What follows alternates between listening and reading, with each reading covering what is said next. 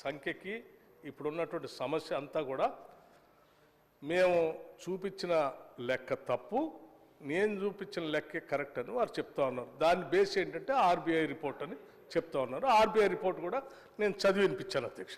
ఈ చదివి వినిపించిన దాంట్లో హరీష్ రావు గారు ప్రజెంట్ చేసినటువంటి బడ్జెట్లో కేవలం గ్యారంటీస్ 38,806 కోట్ల రూపాయలు మాత్రమే ఉంది. వారికంటే ముందు ప్రవేశపెట్టిన కె చంద్రశేఖరరావు గారు ప్రవేశపెట్టినటువంటి బడ్జెట్లో యాక్చువల్స్ వచ్చి 1,35,282 కోట్ల రూపాయలు చూపిస్తుంది అధ్యక్ష. అంటే ఒక సంవత్సర కాలంలో కేసీఆర్ గారు తర్వాత హరీష్ రావు గారు వచ్చారు అధ్యక్ష. హరీష్ రావు గారు రాగానే ఈ సంవత్సర కాలంలో 1,00,000 కోట్ల రూపాయలు వారు తీర్చేశారు వారి లెక్కల ప్రకారం. అందుకోసమే 1,00,000 మైనస్ అయిపోయి 38,000 కోట్లు మాత్రమే పుస్తకాల్లో చూపిస్తా ఉన్నాం. సరే, నేను కూడా నిజమే అనుకుని నమ్మాను అధ్యక్ష. హరీష్ రావు గారు 1,00,000 కోట్ల రూపాయలు ఏమైనా తీర్చేశారేమో అని చూస్తే లెక్కలు చూస్తే మరి ఏ బ్యాంకుని అడిగినా ఏ కార్పొరేషన్ అడిగినా ఆహా డబ్బులు అట్లాగే ఉన్నాయి, ఆ అప్పులు అట్లాగే ఉన్నాయి. మరి అట్లాగే ఉంటే హరీష్ రావు గారి పుస్తకంలో ఇట్టట చూపించారని నాకు అనుమానం కలిగింది అధ్యక్ష.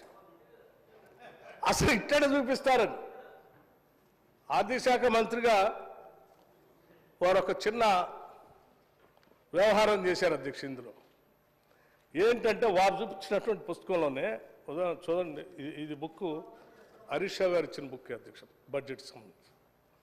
దీంట్లో కాలం నెంబర్ 9 అదే ఒక చిన్న outstanding at the end of the ఇయర్లో వారు tentative risk weighted outstanding guarantee amount అనేది ఒక కొత్త దాన్ని ప్రవేశపెట్టారు అధ్యక్ష.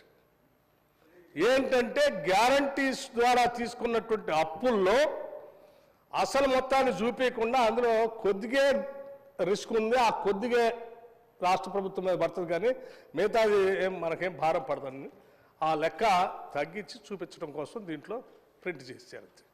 ఏంటి ఉదాహరణకి షీప్ డెవలప్మెంట్ కార్పొరేషన్ అధ్యక్ష, నేను ఉదాహరణ మాత్రమే చెప్తున్నాను సభ్యులందరికీ సింప్లిఫై అర్థం కావటం కోసం. వారు ఏం చూపించారు, వారు తీసుకున్న లోన్ ఏమో షీప్ డెవలప్మెంట్ కార్పొరేషన్కి 1,314.46 కోట్ల రూపాయలు అప్పు తీసుకున్నారు అధ్యక్ష.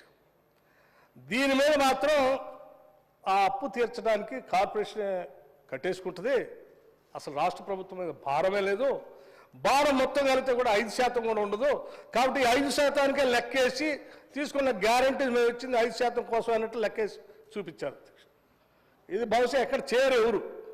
మరి 5% కోసమే గ్యారంటీ మీరు రిస్క్ అని అంటే అధ్యక్ష నేను చెప్తున్నాను, ఈ షీప్ డెవలప్మెంట్ కార్పొరేషన్లో 1,314 కోట్ల రూపాయలు తీసుకుంటే మీరు చూపించింది 5% అయితే కట్టాల్సింది 65 కోట్లు మాత్రమే అయితే ఇప్పటికీ రాష్ట్ర ప్రభుత్వం 693 కోట్ల రూపాయలు ఈ షీప్ డెవలప్మెంట్ కార్పొరేషన్ తీసుకొచ్చిన అప్పుకి రాష్ట్ర ప్రభుత్వం డబ్బులు కట్టింది అధ్యక్ష. అది ఎవరి మీద పడ్డ భారం? మీరు రిస్క్ ఏమో 5% అన్నారు, మీరు రిస్క్ ఏమో 5% అన్నారు. 5% అంటే 65 కోట్లే కట్టాలి. మరి 65 కోట్లు కట్టాల్సింది 693 కోట్లు ఎందుకు కట్టినట్టు? అది ఎవరి మీద భారం? రాష్ట్రం మీద భారమే కదా.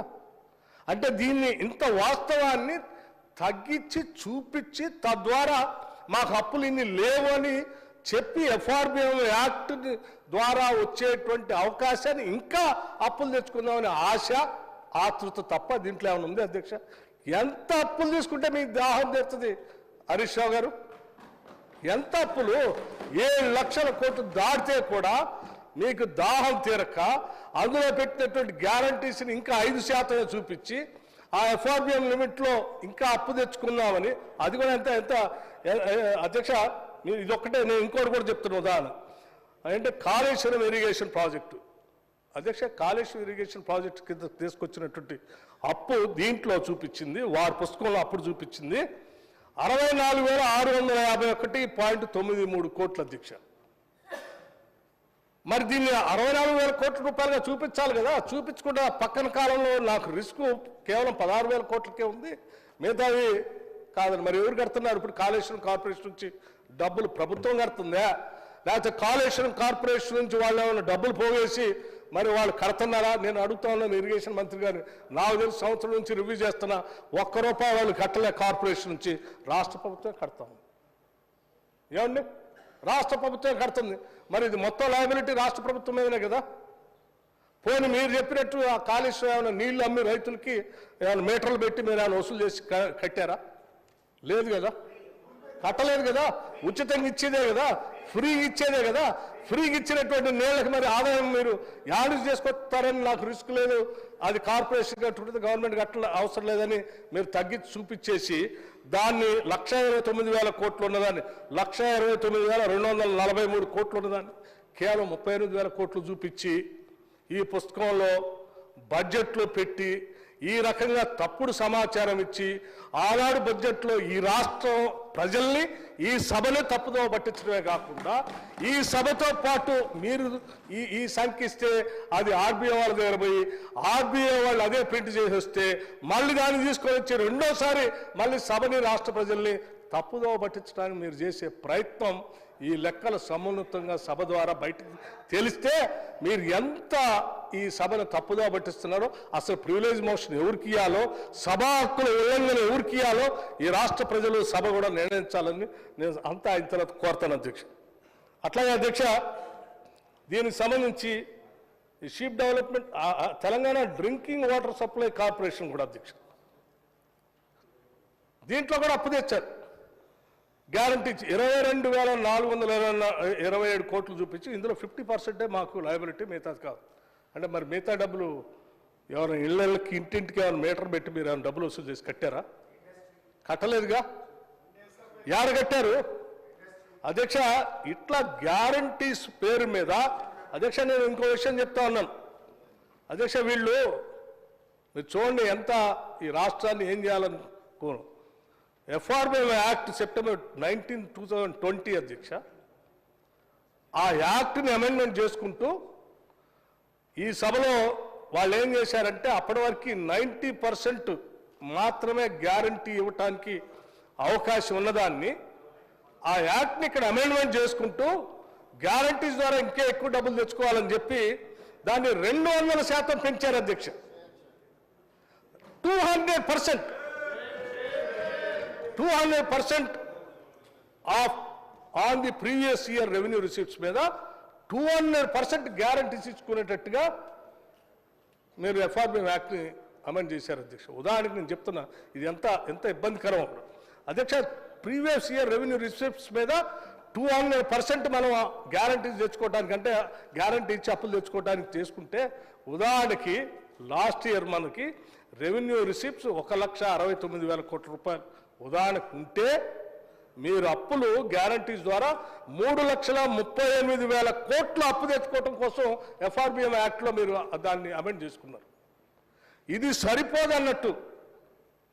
సరిపోదన్నట్టు ఇంకా ఆ తెచ్చిన గ్యారంటీస్కి మాకు ఏంటంటే కొత్త క్లాజ్ ఒకటి పెట్టేసుకొని ఆ క్లాజ్లో ఇంతవరకు ఏ ఫైనాన్స్ మినిస్టర్ ఆ క్లాజ్ను వాడి దాంట్లో ఏదో tentative risk weighted outstanding guarantee amount అని ఇంతవరకు ఎవరు పెట్టలేదు అధ్యక్ష. రాజేంద్ర గారు పెట్టలే, మీ ముందున్నటువంటి కె చంద్రశేఖరరావు గారు పెట్టలే, లేకపోతే మేము కూడా పెట్టలేదు. ఎందుకంటే అది వాస్తవం కాదు కాబట్టి. ఇలా తప్పుడు సమాచారం సభకిచ్చి దాన్ని తగ్గించి చూపించి తద్వారా రాష్ట్రానికి అప్పులు లేవు, ఇంకా FRBM లిమిట్ ప్రకారం నాకు 200% చేసుకోవడానికి అవకాశం ఉంది, నేను చేసుకుందాం, ఇంకా అప్పులు తెద్దాం అనే ఆశ యావ తప్ప ఇందులో ఏమీ లేదు. ఈ యావ నుంచి రాష్ట్రాన్ని కాపాడకపోతే చాలా ప్రమాదంలో పడతాం. కాబట్టి ఏం చేసాం అధ్యక్ష, మీరు అధ్యక్ష దాన్ని సరి చేస్తూ చాలా నిర్ణయాలు తీసుకున్నాం. సరే, సరి చేసే ముందు మీరు ఆర్బీఐ అంటున్నారు కదా, కేసీఆర్ గారు ప్రజెంట్ చేసినటువంటి బుక్ కూడా ఉంది అధ్యక్ష.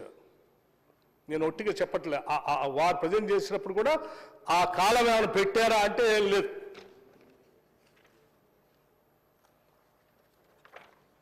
అధ్యక్ష అందులో వాళ్ళు ఉన్నట్టు చూపించారు. అప్పుడు ఎంత 77,314 కోట్లు బడ్జెట్ బుక్లో RBI also shown the same.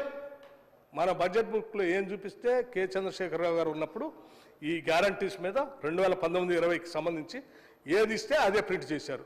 ఆ తర్వాత ఈ ఇయర్లో మీరు ఏది ఇస్తే అదే ప్రింట్ చేశారు. దాన్ని తీసుకొచ్చి మళ్ళీ ఆర్బీఐ ఇట్లా చూపించింది, మీరు అన్ని తప్పుడు సమాచారం ఇస్తున్నారు సభకనంటే, తప్పుడు సమాచారం ఇచ్చింది మేమా మీరా? మీరు కదా అధ్యక్ష. మీరు ఇంకో చూడండి,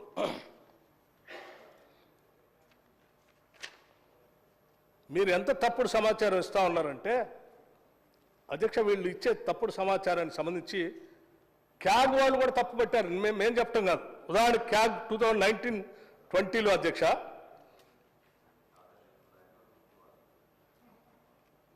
however it has not quantified the exact quantum of such borrowings in any of the budget, or did it provide specific disclosure relating to the entities through which it planned to channelize extra budgetary resources. మీరు of budget borrowings తీసుకొని వివిధ కార్పొరేషన్ల మీద అడ్డగోలుగా borrowings తీసుకున్నటువంటి సమాచారం మాకు ఇవ్వట్లేదు, ఆడిట్ చేయడానికి కావాల్సిన సమాచారం ఇవ్వట్లేదు. హవెవర్ మేమే ఆ కార్పొరేషన్ ఈ కార్పొరేషన్ మాకున్న సమాచారం తెలుసుకొని మేము ఆ ఆడిట్లో చూపిస్తా ఉన్నాం. ఇది కరెక్ట్ కాదని వాళ్ళు 2019-20 ఆడిట్ రిపోర్ట్లో స్పష్టంగా ఐటమ్ నెంబర్ 4 సిఏజీ రిపోర్ట్లో స్పష్టంగా చెప్పారు అధ్యక్ష. వీరితో పాటు అధ్యక్ష ఇంకోటి కూడా ఉంది, గవర్నమెంట్ ఆఫ్ ఇండియా కూడా చెప్పింది, ఫైనాన్స్ డిపార్ట్మెంట్ అధ్యక్ష. ఫైనాన్స్ డిపార్ట్మెంట్ వాళ్ళు ఇచ్చింది 13th April 2022 అధ్యక్ష. దీంట్లో CAG in its report has further observed, copy and close, that state had mobilized off-budget borrowings of 21,802.87 crore during 2020-21 and 1,11,898.69 crore to the end of March 2021 from various banks on behalf of the government, for which principal and or interest would be serviced out of the budget, state budget. However, the state has furnished nil information in the annexure 6 of the letter. Therefore, it is requested to furnish the details of the borrowings of state public sector companies, corporations, special purpose vehicles, SPVs, and other equivalent institutions where principal and interest are to be serviced out of the state budget and or assignment of taxes, cess, or any other state's revenue in the prescribed annexure 6th. అధ్యక్ష, ఇప్పుడు మీరు తీసుకొచ్చిన గ్యారంటీలు అన్నిటికీ సంబంధించి state budget నుంచి కట్టేటువంటి ప్రతి పైసా